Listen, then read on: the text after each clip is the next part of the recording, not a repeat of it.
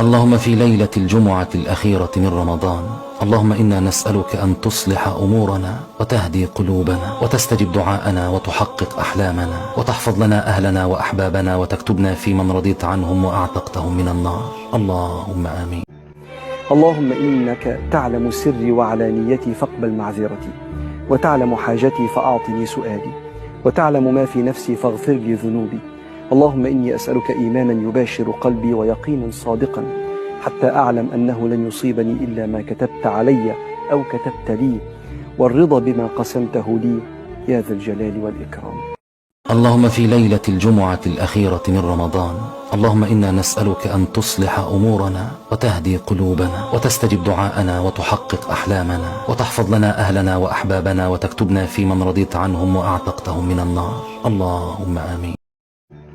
اللهم إنك تعلم سري وعلانيتي فاقبل معذرتي، وتعلم حاجتي فأعطني سؤالي، وتعلم ما في نفسي فاغفر لي ذنوبي. اللهم إني أسألك إيمانا يباشر قلبي ويقينا صادقا، حتى أعلم أنه لن يصيبني إلا ما كتبت علي أو كتبت لي، والرضا بما قسمته لي يا ذا الجلال والإكرام.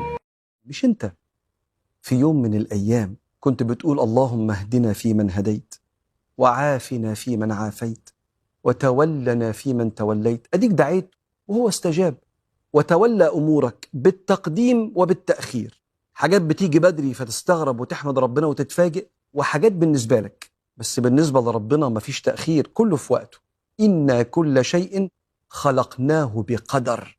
فهي بتتأخر بالنسبة لك، بس هو التأخير ده يشبه الدواء اللي ليه موعد، لو اتاخد بدري أو متأخر المادة الفعالة ما تبقاش مؤثرة في جسمك. فالله أعلم بشؤون عباده، لأن هو اللي بيتولى مصالحهم على الوجه الذي ينفعهم مش يضرهم. فلما تتوكل على الله حمل الدنيا بيخف. يقول لك 3 آيات في كتاب الله أغنتني عن الخلق، وأنا في عز محنتي أنا مستأوي بالله. ما يفتح الله للناس من رحمة فلا ممسك لها، وما يمسك فلا مرسل له من بعده. والآية الثانية: وإن يمسسك الله بضر فلا كاشف له إلا هو، وإن يردك بخير فلا راد لفضله. طب والآية الثالثة: وما من دابة في الأرض إلا على الله رزقها. ما دام أنا لسه عايش على الأرض بدب برجلي يبقى رزقي على الله، وفرج في محنتي على ربي اللطيف سبحانه وتعالى.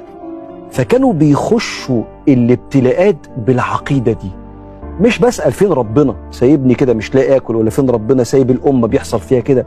ده أنا ببص بالله. يقول لك ينظر بنور الله، يعني ببص كده هو ربنا يحب مننا إيه؟ ما هي التصرفات اللي ربنا يرضى عنا فيها وسط المحنة والأزمة؟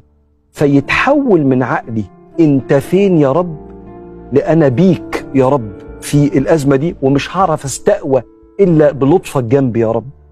عيش المعاني دي واخرج من شتات الوحدة جوه الأزمة إلى يقين إحساس إنه معاك. سورة الشرح اللي تقرأها لو قدامك هم كبير.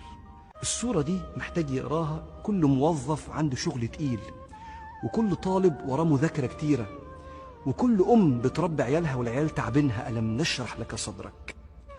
ألم نشرح لك صدرك ده بيسموه في اللغة استفهام تقريري، يعني لقد شرحت لك صدرك.